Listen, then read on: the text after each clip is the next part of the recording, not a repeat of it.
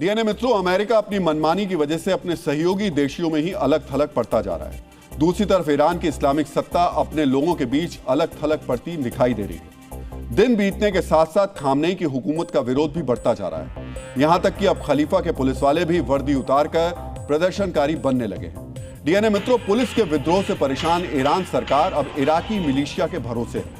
लोगों के विद्रोह को कुचलने के लिए खलीफा ने पड़ोसी देश इराक से हथियारबंद भाड़े के सैनिक बुलाए। खामनेई के इस प्लान को डिकोड करने से पहले आपको ईरान के सबसे बड़े विद्रोह का अपडेट जानना चाहिए। डीएनए मित्रों, सरकार को हटाने के लिए ईरान के लोगों का सड़कों पर उतरना जारी है। बच्चों से लेकर बुजुर्ग तक सरकार के खिलाफ नारेबाजी करते हुए लगातार प्रदर्शन कर रहे हैं। ईरान के लगभग 100 शहरों में 300 ठिकानों पर यह प्रदर्शन चल रहे हैं। प्रदर्शनकारियों से एकजुटता जताने के लिए कई शहरों में बाजार पूरी तरह बंद हैं। लोगों को लग रहा है यह आखिरी लड़ाई है और अगर अभी इस्लामिक सत्ता को उखाड़ नहीं पाए तो दूसरा मौका नहीं मिलेगा। वो खामनेई के सत्ता से बाहर करने के लिए कुछ भी करने को तैयार है। ईरान के 27 प्रांतों में 2000 से ज्यादा लोगों को प्रदर्शन के दौरान गिरफ्तार किया जा चुका है।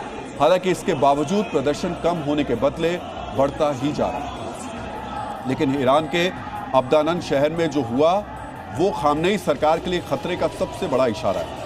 यहां प्रदर्शन के दौरान पुलिस के जवान भी प्रदर्शनकारियों का साथ देते नजर आए। जब प्रदर्शनकारी पुलिस स्टेशन के पास पहुंचे तो पुलिसकर्मियों ने छत पर चढ़कर सरकार विरोधी प्रदर्शन के लिए अपना समर्थन जताया।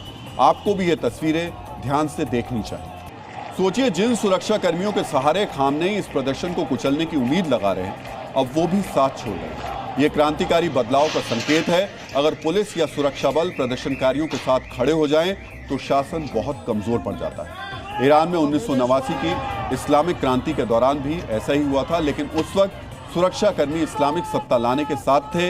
इस बार वो विरोध में खड़े हो रहे हैं और ये जो क्रांति हुई थी 1979 में हुई थी। अब्दानान को पहला शहर माना जा रहा है जहां प्रदर्शनकारियों का कब्जा हो गया है। अगर कुछ और शहरों में पुलिस का यही रुख रहा तो आंदोलन और मजबूत हो सकता है।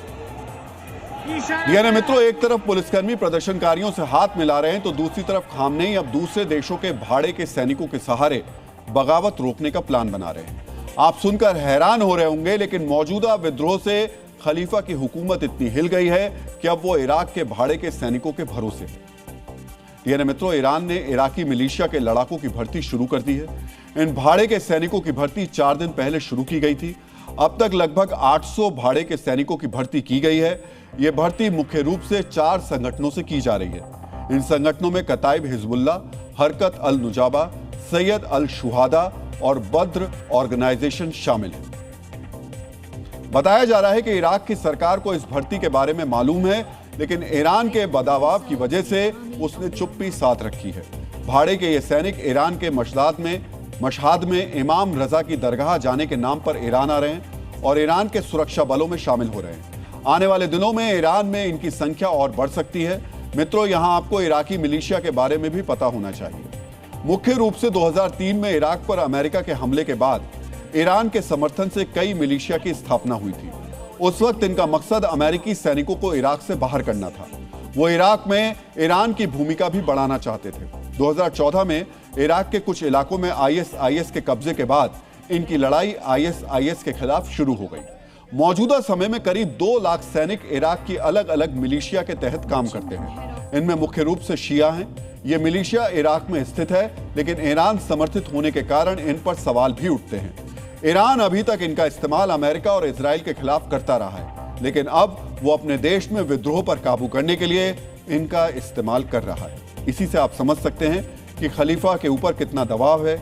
इराकी मिलिशिया के सहारे खामनेई अपने ही लोगों को कुचलना चाहते हैं। यहां आपको पता होना चाहिए कि इराकी मिलिशिया को बेहद क्रूर माना जाता है। मानवाधिकार संगठनों की रिपोर्ट में इन पर कई सवाल भी उठाए गए हैं। इन्होंने आईएसआईएस के खिलाफ लड़ाई के दौरान बड़ी संख्या में सुन्नी मुसलमानों की हत्या की।